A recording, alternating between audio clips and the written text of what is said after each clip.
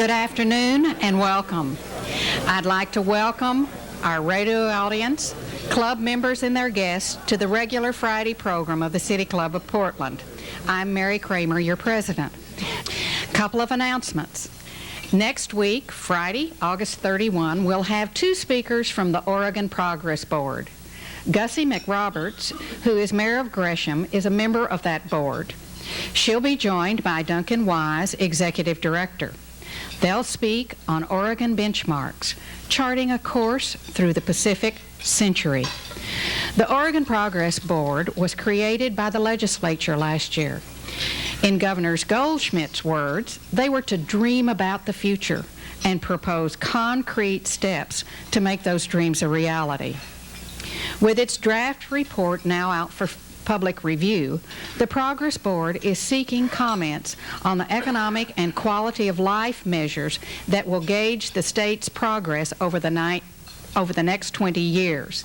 It's interesting to note that there are 103 of those. Please note that this program is going to be held at U.S. Bancorp Tower, 41st floor. 2 weeks from today, on Friday, September 7th, we'll have an empty chair debate. Harry Lonsdale, Democratic challenger for the U.S. Senate seat held by Mark Hatfield, will appear. According to City Club policy, in the event that one candidate declines the club's invitation to appear, the other candidate who elects to appear will be given the opportunity to speak without opposition. Senator Hatfield has declined our invitation. We will be here in the Benson in the Mayfair room. Our board host today, seated to my far left, is Lloyd Anderson, member of the Board of Governors. He has the privilege of asking the first question. The second question today will be asked by Doug McCourt, member of the Energy and Environment Standing Committee, and an attorney with the firm of Martin, Bischoff, Templeton, Erickson, and Langslet. After the program, we open to City Club members' questions. Preference is given to those who come to the mic. We do ask written questions as time permits. There are forms on your table for those questions. Fill them out, hold them up, and staff members will pick them up and bring them to the podium. We only ask that as you write your question or ask your question, that you are concise and that you remember it is a question and not a statement. Now for today's program. Beyond the Spotted Owl. In April, the New York Times reported that the oratory of politics was ringing with environmentalism. Increasingly, public sentiment expresses environmental protection, even if it means higher taxes and the loss of jobs. In Oregon, management of public forests has been under microscopic scrutiny as the complex controversy over the spotted owl rages with a multitude of conflicting facts. Forest researchers and planners are in the thick of it. They must respond to public concerns and follow the guidelines President Bush set out in a letter to the chief forester on February 28, 1989, and I quote, "We must renew the spirit of the Forest Service. arm the agency with our new understanding of ecological systems, and turn it loose to meet the challenges of the age, and to let it serve as a model for forestry throughout the world. Regional Forester John Butruille and Dr. Charles Philpot of the Pacific Northwest Research Station are bringing us the latest information on plans, changing Forest Service practices, and research partnerships to address public concerns. Mr. Butruille has spent over 25 years in the Forest Service, primarily in the Pacific Northwest. He received his bachelor's degree from Colorado State University. Dr. Philpot received his BS and MS from the University of California at Berkeley and his doctorate from the University of Montana. He has a history of service in the West. Both gentlemen have also spent tours of duties in Washington, D.C. Dr. Philpot will be our first speaker today. Please join me in welcoming both our speakers, Mr. Butruille and Dr. Philpot.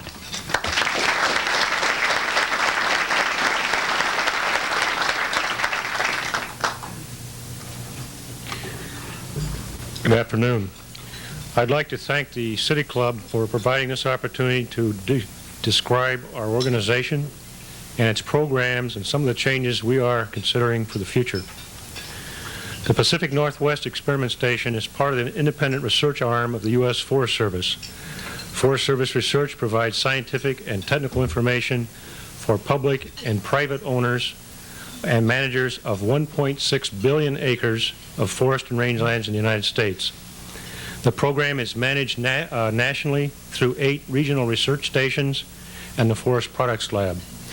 The Pacific Northwest Research Station is headquartered in Portland, Oregon, and has laboratories in Fairbanks, Anchorage, and Juneau, Alaska, Seattle, Olympia, and Wenatchee, Washington, Portland, Bend, LeGrand, and Corvallis, Oregon. We employ about 500 people, of which 120 are scientists. Our expertise includes physical, biological, and social sciences with disciplines including engineers, aquatic biologists, botanists, research foresters, chemists, economists, hydrologists, and many more. Our mission is to serve society by improving understanding, use, and management of natural resources. Our service is basic and applied research and development. We create knowledge of biological, physical, ecological, social, and economic relationships. We make this information relevant and readily available to resource specialists, managers, scientists, and the general public. As leaders in a natural resource community, we advocate the use of improved information and technology. Our research program provides impartial information for the public's understanding and evaluation of issues related to natural resources. Some examples of current projects include improving the information and resource supply and future yields, determining interrelationships among big game animals, people, and forest management strategies, developing new methods to manage insects and disease, international trade studies, development of salmon and steelhead management strategies, devising new silvicultural systems for Northwest and Alaskan forests, determining the health effects of smoke on firefighters, developing methods for reducing pollution from prescribed burning, developing a genetically superior planting stock, studies on long-term soil productivity, developing new harvesting systems, and understanding social values related to natural resources. Just as is the case for landowners and managers, our business is changing dramatically, and for many of the same reasons. Our client base is changing. Traditionally, we have primarily served federal and state land managers and private sector landowners. These remain as important customers, but policymakers, legal professionals, special interest groups, and other interests are now becoming customers also. The interests and questions these new clients are asking reflect a more diverse set of values and more concern for non-commodity values. Information for settling conflict is becoming a more important priority. During a recent strategic planning process, our research station identified several global, national, and regional trends and issues that will affect the way we do business in the future, our mix of clients, our sources of support, and the form of our products. On a global scale, some of the trends we think are happening and will happen in the future: increasing demand increasing damage to regional and global environments by human activity, including global atmospheric change.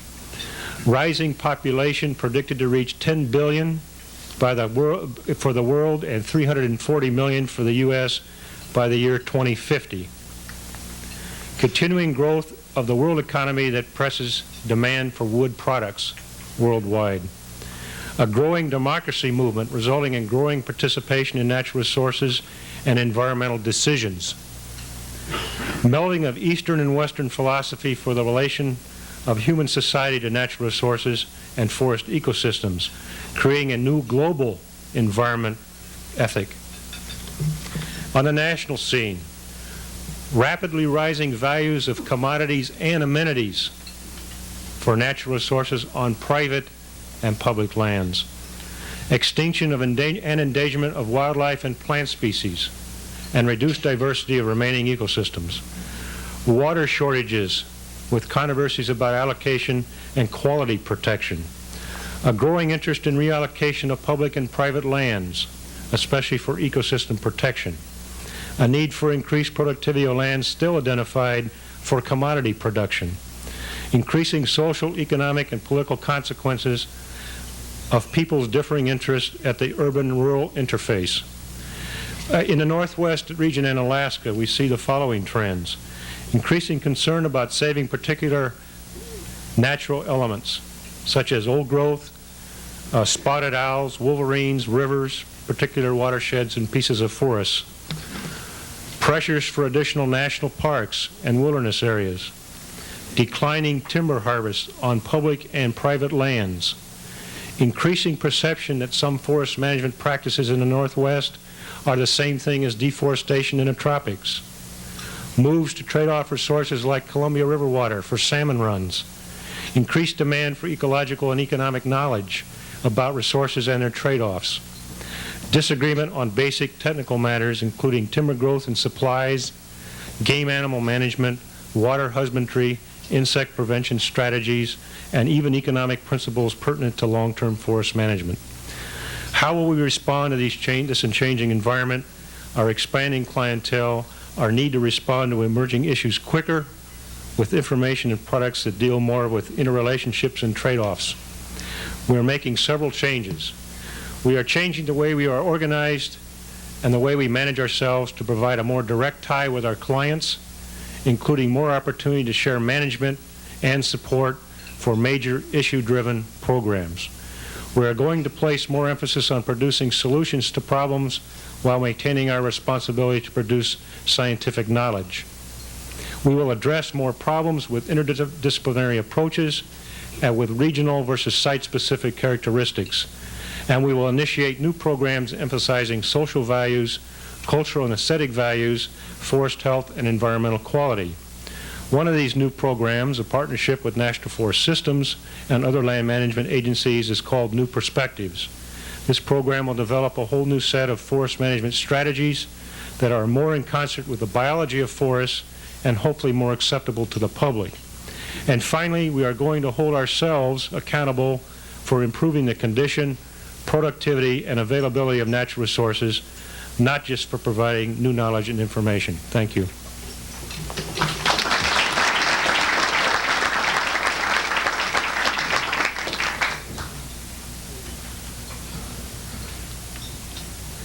Good afternoon. I'm pleased to be here with Charlie to update you on forest activities in the Northwest. Those of you who watch the media, whether it's print or electronic, know that there's lots going on pertaining to the Forest Service these days. Whether you talk about owls, old growth, litigation, appeals, forest plans, water rights, Native American issues, we're in the media a lot. I've been trying to renegotiate my salary from a per annum rate to a column inch rate. And Dale Robertson, the chief of the Forest Service, said he agrees with me, but only if he has the option for everything east of the Mississippi. I'm not going to talk about spotted owls today. We're expecting an administration report by September 1st that hopefully will lay out direction for owls for '91 and maybe beyond. and I want to wait till that comes out before I get into that discussion. What I want to cover today are the key results coming out of final forest plans for the 19 national forests here in the Northwest in Oregon and Washington. 17 of these plans are finalized now, and the remaining 2, the Wainema in south central Oregon and the Mount Hood next door to Portland, will be done by October 1st. These plans have been 10 years in the making. We in the Forest Service are proud of the quality of information, the data, and the analysis that's gone into these plans. They're controversial, but we think they're good. They reflect public needs and desires. They display resource capabilities. They lay out schedules for needed development. And most importantly, in my judgment, they lay out a monitoring plan that will track whether our results meet the expectations that the public and we as professionals have. These plans reflect change. They reflect change in public expectations for public and private lands, and this is growing all the time, and probably most recent surge you could tie back to Chernobyl, Alaska Valdez, and global warming.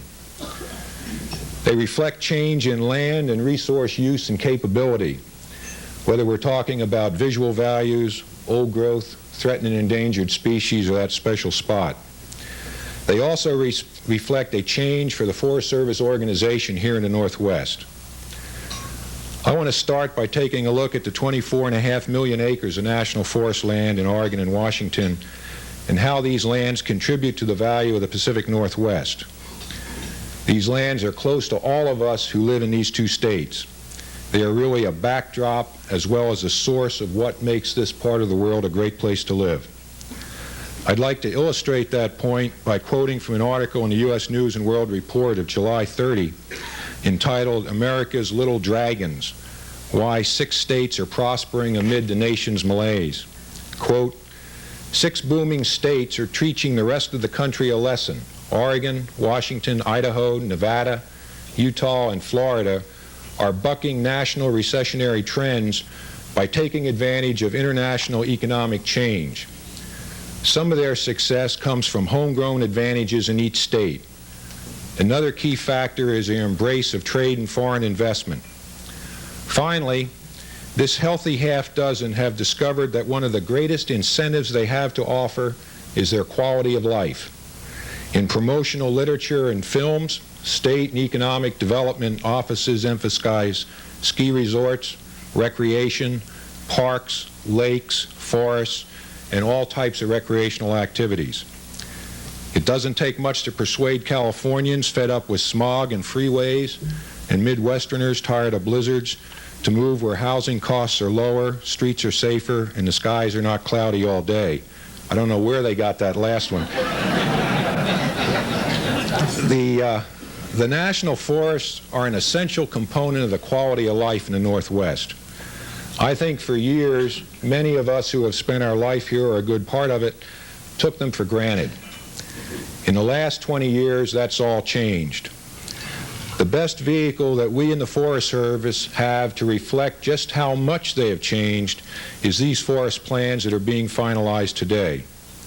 You told us, you the public, what these plans had to have, and the plans reflect several consistent messages that we've heard not only here in Oregon, but across the nation. First, you said you were interested in all types of recreation, not wilderness to the exclusion of people who like to ride trail bikes or ORVs, not development to the exclusion of people who want a more natural experience. You wanted the whole mix of opportunities to reflect what all of us want. You need and expect commodities from these lands, but you're only willing to do that if they're managed in an environmentally sound manner. These commodities are appropriate products coming from these public lands, whether we talk about timber, grazing, geothermal, or commercial recreation. Water quality is precious. Fish and wildlife resources have high value. Threatened and endangered plants and animals, as well as all the other unique features that are on these lands and in these ecosystems, must be protected. Riparian areas are special areas and warrant their special attention, and they demand that we give it to them. Rivers get a lot of attention, whether they're recognized for their wild and scenic attributes, their availability to provide water for irrigation, or for the recreation they provide. Every acre of national forest in these two states, as well as nationally, has an advocate. I can't talk about Opal Creek anywhere without having somebody jump up with an opinion. The same holds true for Hell's Canyon or the Oregon Dunes. And they range right down to a favorite fishing spot that I might have or you might have where you like to go or where you want to go with your family. All the people in the United States have an interest in these lands. I think if the environmental community feels a real sense of pride in the last several years, it's been that they have been able to nationalize issues that heretofore have been regional issues in the Northwest. And that's key in how this debate has been focused and how it's been carried out.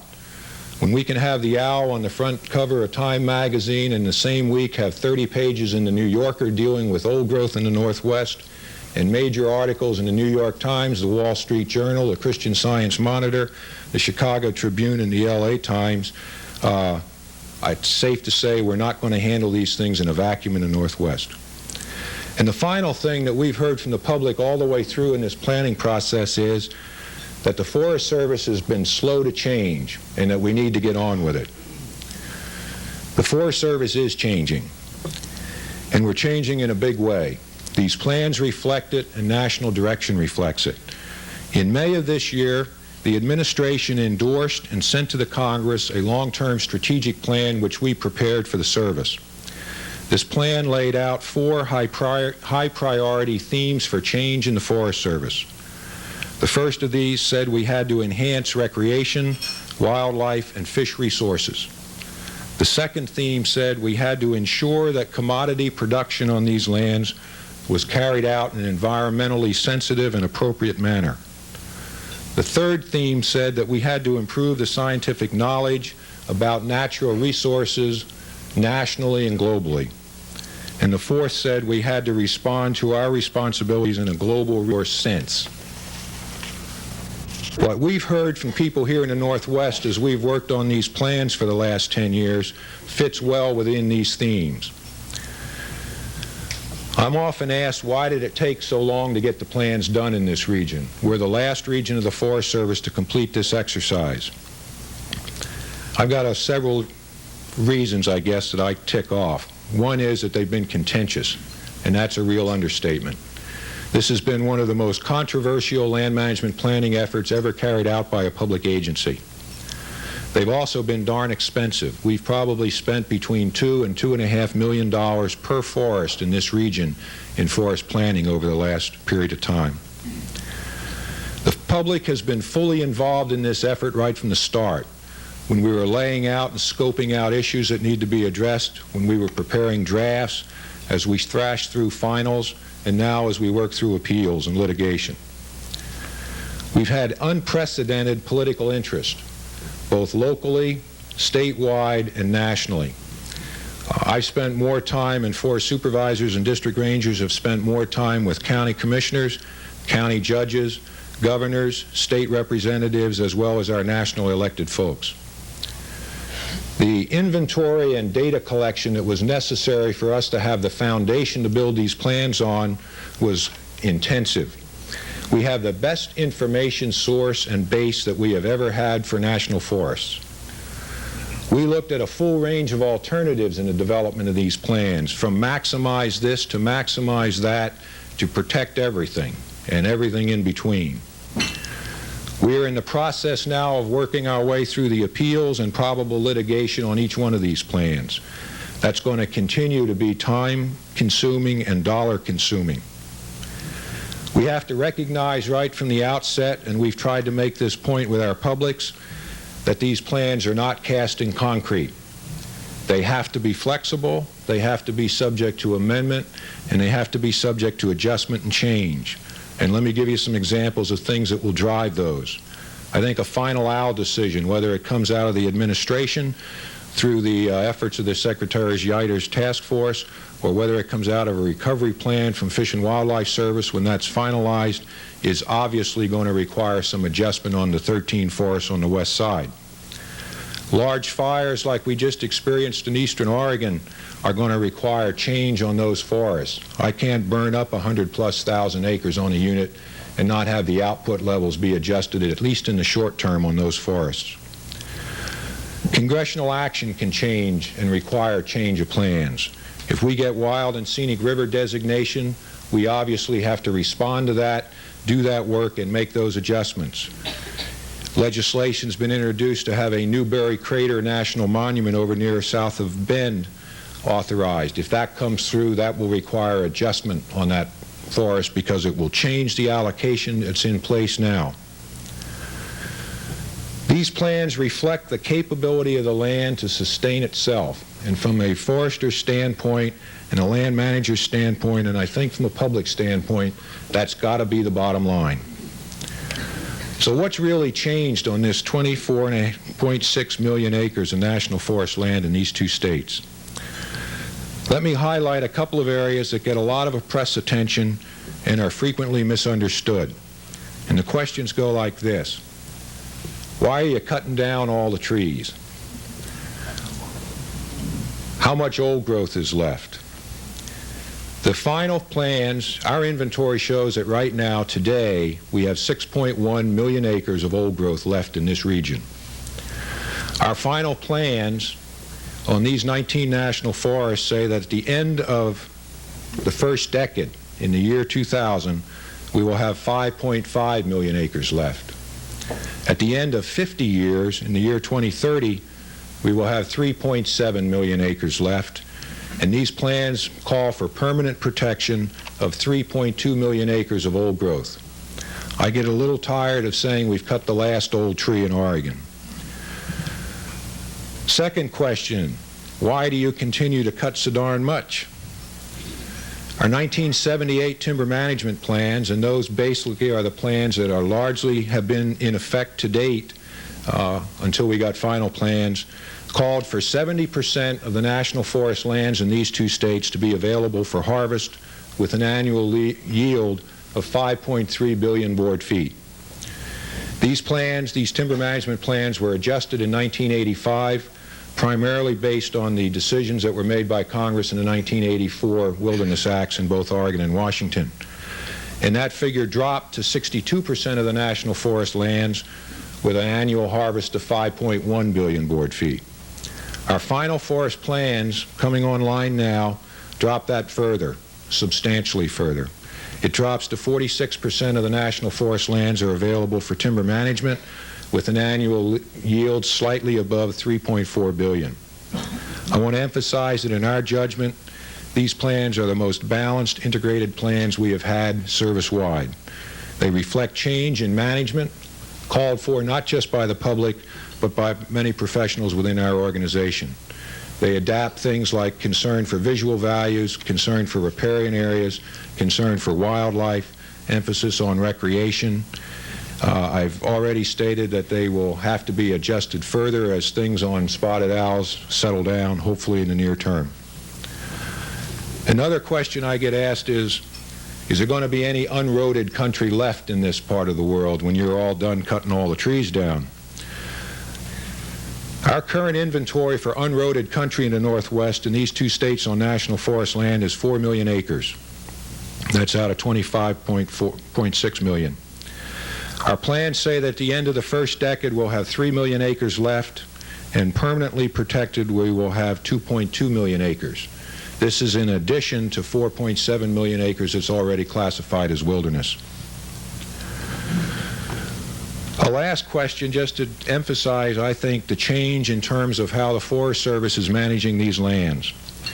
Prior to the start of the forest planning effort, as we were developing draft statements for public review, less than 5% of the timber management activities in these two states were done on an uneven age management regime. In other words, 95% of our harvest activities were clear-cut. The final plans call for about 70% of the harvest activities to be clear-cut and about 30% to be uneven age management of one type or another. Charlie mentioned the work being done on new perspectives. Most of that uneven age management is occurring on the east side. We're looking at opportunities to look at uneven age management opportunities on the west side and see how that would look. It's difficult to have an issue dealing with public lands and natural resources here in the Northwest where the Forest Service isn't a major player. Close to home, if you talk about Mount Hood Meadows expansion, and that gets a lot of media attention, if you talk about new parking lots at Timberline Lodge or new lifts, if you talk about anything and everything that goes on in the Bull Run watershed, if you talk about elk management on the east side, transportation management, i.e. closed roads or open roads on the east side, if you talk about timber harvest levels or old growth or roadless areas, all of that we're involved with. These issues involve us as land managers, and they involve you as the knowledgeable, interested public owners of these lands. In my judgment, unfortunately, too often now they also involve a judge. With completed plans and recognition of the role the National Forest plays here in the Pacific Northwest, we're in a much better position, I think, to look toward the future. Whether we want to discuss tourism opportunities in these two states and the role the Forest Service can play in that area and the role the National Forest can provide, or whether we talk about the ability of these lands to meet the demands of an expanding population and expanding cities such as Portland, we can share what we know and we can look to the future as your partner. We have 19 Forest Supervisors' offices in these two states and 95 Ranger District offices. We have a workforce on the National Forest System of about 7,400 permanent people and a seasonal workforce ranging from 4,000 to 5,000 additional people. All of us are in or close to every community in these two states. Forest Service families live, work, and play here. We are part of these communities. We share in your joys, your worries, and your aspirations. In conclusion, I think it's important for all of us to think beyond the spotted owl.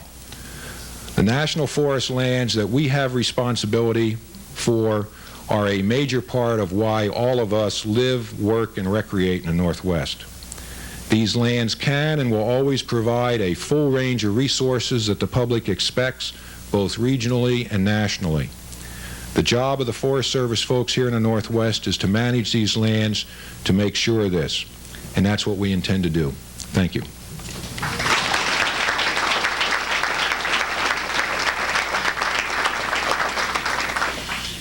Lloyd Anderson, member of the Board of Governors, has the privilege of the first question. Lloyd? It's a little hard to have two speakers and one question, but we'll give it a try anyhow. And I address this to John. In a situation where you've got a sizable amount of conflict over what is true or not true, and given the situation you're in, if you had your druthers, what kind of legislation or information or other kinds of things do you need in the way of resources that would permit you to do a more effective job than you're doing now? Is there legislation, for example, that you could see that would be helpful in the management of the forest system? I got to be candid, and I gave up a long time ago looking at legislative opportunities in that context. I think that we've got a wide range of laws that are currently on the book that I think do a good, solid job of providing direction. I think that there's some fine-tuning that could be done on those, but the specifics of that I think have to be carefully thought through. We provide a lot of information to Congress as they struggle with that and look at that opportunity. We're going through it right now with this whole business on where's Al's going to end up. I think the biggest thing that helps us as we work through the kinds of what we have to look at and how we make decisions is I try and start from a base of the best science we have, and then we get into the tempering of that to meet public expectations, social needs, and that whole business.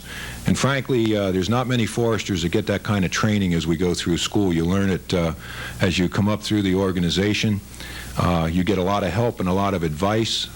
I've been asked at times to try and describe a typical environmentalist or a typical industry enthusiast in the Northwest, and I usually say that the same description fits both. They're people that are convinced that their position is right, are absolutely sincere and honest in that belief, and are convinced that their position best reflects the needs of the country. And that doesn't help me much in terms of trying to decide. It's not a case of who's right or who's wrong. It's a case of trying to decide where is the ground that in the long haul is going to be the best place to be. Our second question is from Doug McCourt. Doug, are you here? Doug is a member of the Standing Committee on Energy and Environment. I guess I'll use this. It's working. Is this working? The Energy and Environment Subcommittee asked me to ask this question, which starts with a statement. The debate over increasing the numbers of acres of old growth and roadless areas will undoubtedly continue in the coming years. As you suggest, thinking beyond the spotted owl, what specific resource opportunities should the public owners of those acres focus on to protect and enhance the quality of life which makes our region so valuable? Let me take a shot at that, and then Charlie can chime in. I think one thing we have to do from a public standpoint is try and maintain options. Try not to make decisions that in the short term will close out decisions in the long term. That flies in the face of where some folks want to come down because of short-term needs. But I think when you're dealing with public resources, that's absolutely essential to try and maintain your options in the long haul. Congress plays a major role in that. We try and point out the advantages and disadvantages sometimes of taking specific courses of action. But I worry a lot about decisions that would close out options that maybe 5 years from now or 10 years from now or 20 years from now would look awful good if we could recycle them. I would just second that. I think that one of the big problems we have right now in the political legislative arena is the tendency, because of the tremendous polarization on these issues, to come up with cutting the pie up as opposed to trying to come up with alternatives that might meet society's needs over the long period if we didn't cut the pie up and we looked at all the middle ground. And that's why we get a little panicked right now with some of the current legislation being talked about, because some of those decisions are very long-term and they're going to be very hard to reverse. And it may, in fact, not give society what society really thinks it wants. But what hasn't happened yet is we haven't provided society with enough demonstrations of those alternatives on that middle ground. Okay, we're now open for our questions from City Club members. Please give your name. Chip Greening, City Club member. This question relates to your discussion earlier of the Forest Service plans and the fact that these plans may need some adjustment. You gave some examples, including the Newberry caldera designation, the burning of 100,000 acres in eastern Oregon. But it seems to me these events are much less important than the spotted owl, which could have a far greater impact. I am curious to know why you chose not to respond to Governor Goldsmith's request to delay the completion of these plans until we got the answer that you're saying we're going to get on September 1. It seems to me that if you had waited a couple more weeks, you would have had something that's going to have a major impact and will probably require a significant revision of the plans. Why did you decide to go ahead? Okay. First off, I think in terms of what we're going to get on September 1st, we're going to get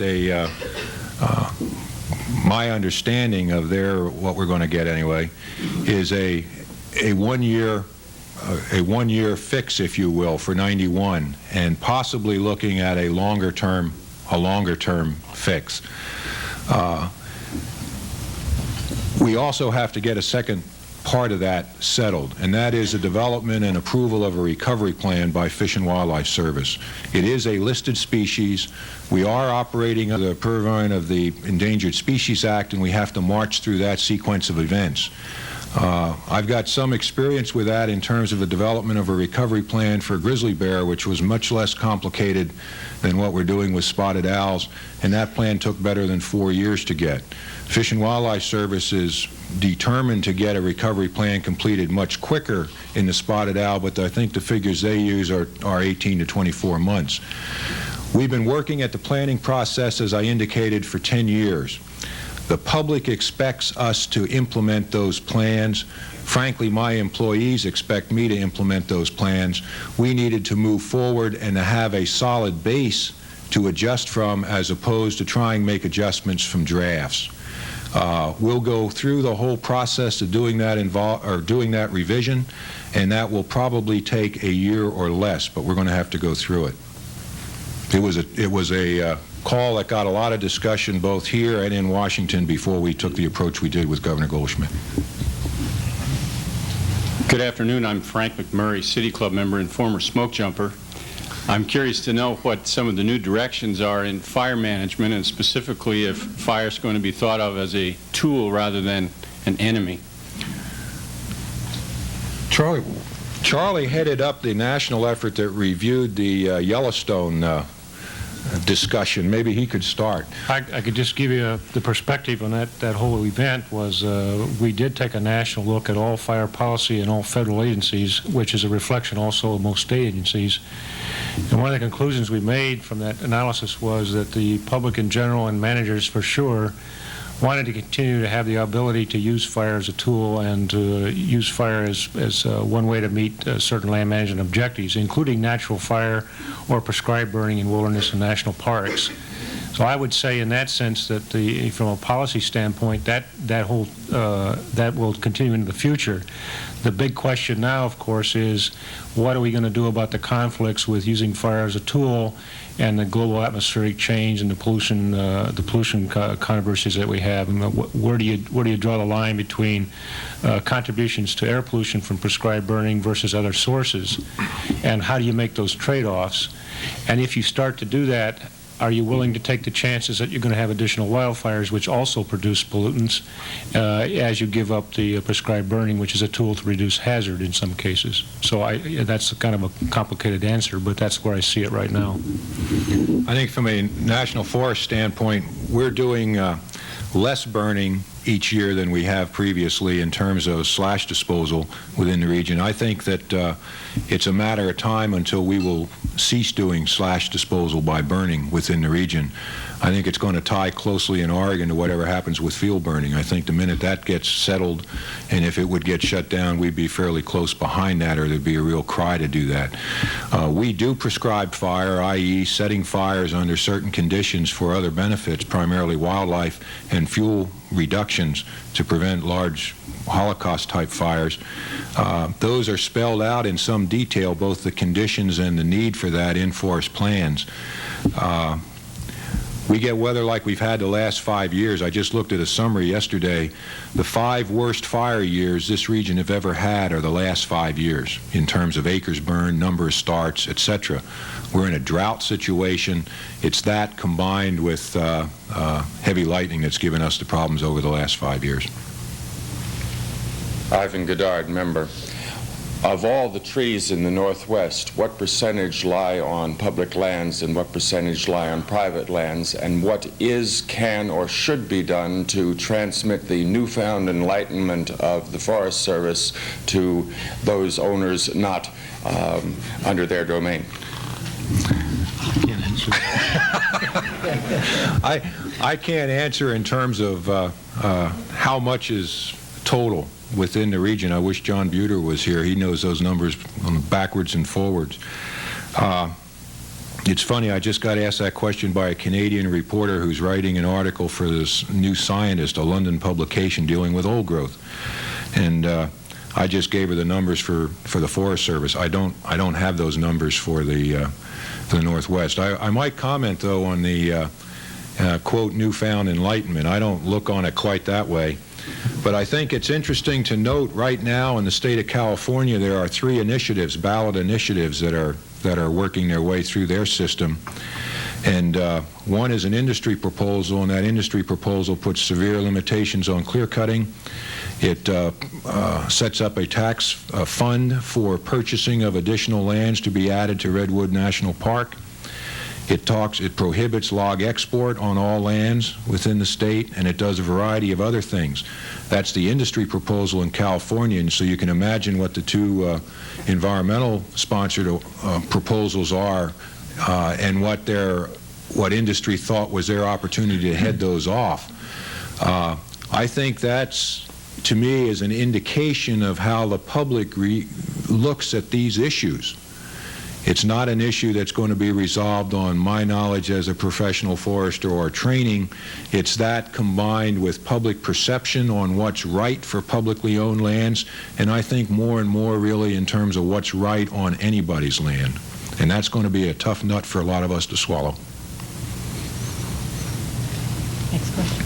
My name is Afra Katsev, and I'm a City Club member.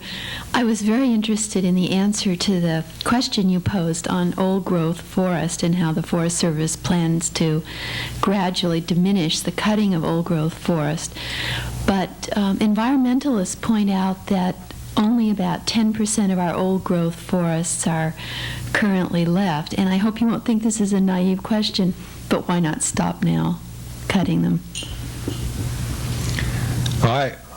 I've struggled with where that 10% figure comes from, frankly. I don't know whether that's pre-Columbus landing. I don't know whether it's pre-white man to Oregon. Obviously, at one time, everything in this country probably that had trees on it was old growth, except that which had burned on a fairly regular basis.